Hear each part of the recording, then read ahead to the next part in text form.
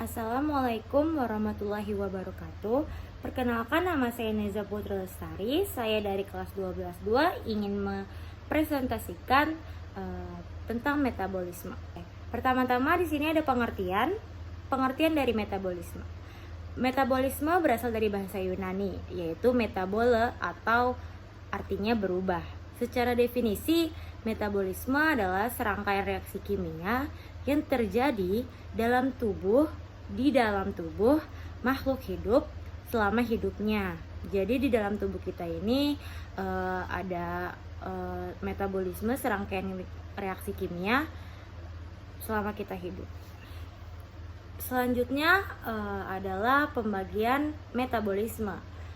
Metabolisme dapat dibagi menjadi dua, yaitu proses penyusunan yang disebut katabolisme dan proses penguraian yang disebut anabolisme. Kedua proses tersebut terjadi secara terus-menerus dan satu sama lain, saling tergantung secara rumit. Jadi di antara anabolisme dan katabolisme ini akan selalu bekerja sama, melanjutkan atau meneruskan reaksi kimia pada tubuh kita. Selanjutnya ada enzim.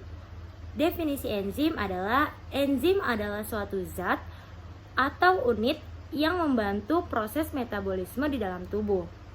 Yang kedua ada struktur enzim. Keseluruhan komponen enzim disebut holoenzim. Holoenzim itu tersusun atas apoenzim, yaitu protein. Yang kedua kofaktor atau non-protein. Jadi secara keseluruhan enzim ini berupa protein.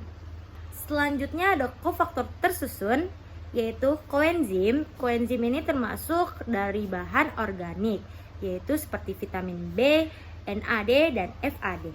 Yang kedua ada gugus prostetik yang bisa termasuk dari bahan non-organik seperti Fe, besi, Mg, magnesium, K, kalium, dan Cu adalah tembaga. Enzim memiliki dua bagian, yaitu sisi aktif yang berfungsi sebagai tempat menempelnya substrat pada saat terjadi reaksi dan sisi allosterik. Selanjutnya kita masuk ke dalam sifat enzim. Yang pertama, enzim adalah suatu protein. Yang kedua, termolabil atau tidak tahan panas.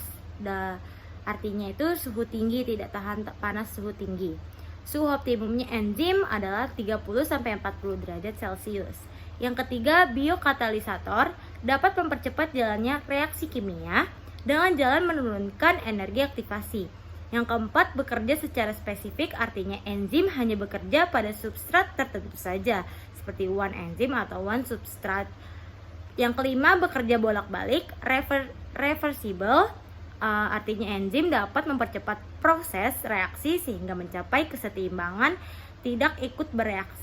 Dan yang terakhir, tidak ikut bereaksi. Selanjutnya yaitu cara kerja enzim.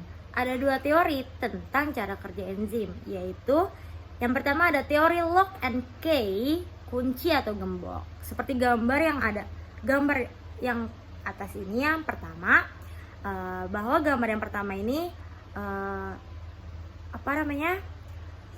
enzimnya ini adalah sebagai gemboknya dan substratnya ini adalah kuncinya.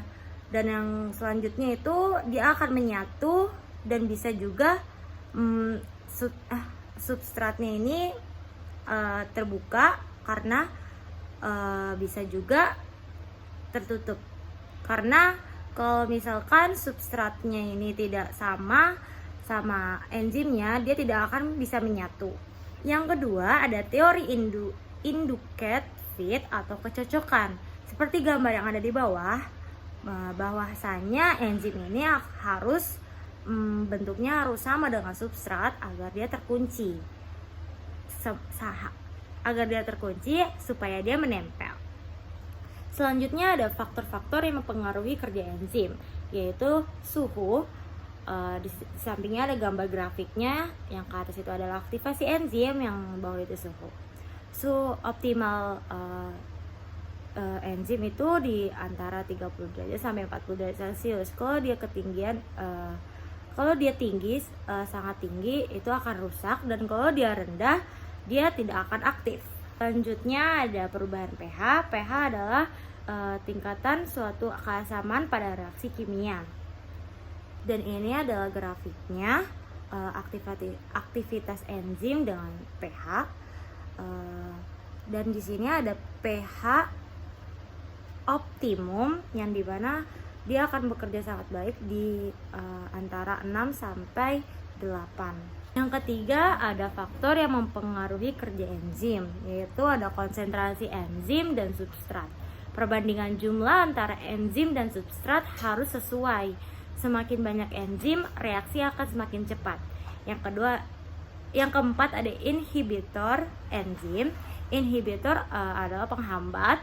Jika inhibitor ditambahkan ke dalam campuran enzim dan substrat, kecepatan reaksi akan turun. Sekian dari saya. Wassalamualaikum warahmatullahi wabarakatuh. Semoga bermanfaat.